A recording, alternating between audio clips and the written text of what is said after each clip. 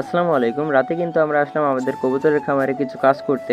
আমাদের কবুতরগুলোর জন্য আমরা কিন্তু যেই জায়গাগুলোর ব্যবস্থা করে দিয়েছিলাম যে যতগুলোর, তাতে কিন্তু তাদের ধরছে না। কারণে কিন্তু আমরা আরও অনেকগুলো ঝুড়ি এনেছি তাদের থাকার ব্যবস্থা করে দেওয়ার জন্য, এবং আমরা কিন্তু সেগুলো বেঁধে দিচ্ছি ভালোভাবে যাতে তারা থাকতে পারে এবং সবার কিন্তু জায়গা জায়গা হয়।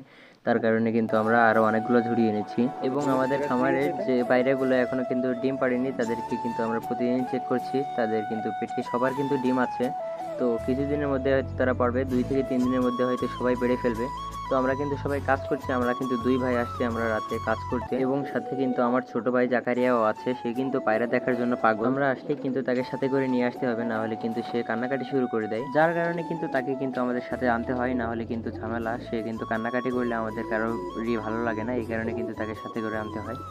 দেখেন আমরা কিন্তু খুবই ভালোভাবেই কিন্তু ঝুড়িগুলো বেঁধে দিয়েছি, এবং কবুতরগুলোর থাকার কিন্তু আমরা আরও অনেকটা ঝুড়ির ব্যবস্থা করে দিয়েছি যাতে তাদের থাকার কোনো অসুবিধা না হয়, এবং একজন আরেকজনের সাথে যাতে ঝগড়া না করতে পারে, যার কারণে কিন্তু আমরা অনেকগুলো ঝুড়ি দিয়েছি।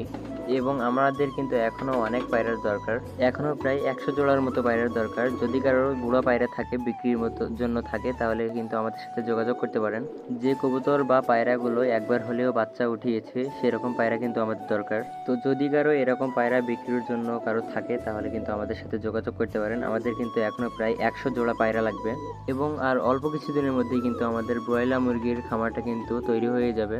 আমাদের ভিডিওগুলো যদি আপনাদের ভালো লাগে তাহলে লাইক, কমেন্ট, শেয়ার এবং সাবস্ক্রাইব করতে ভুলবেন না। ধন্যবাদ, দেখা হবে পরবর্তী ভিডিওতে। সবাই ভালো থাকবেন, সুস্থ থাকবেন। আল্লাহ হাফেজ।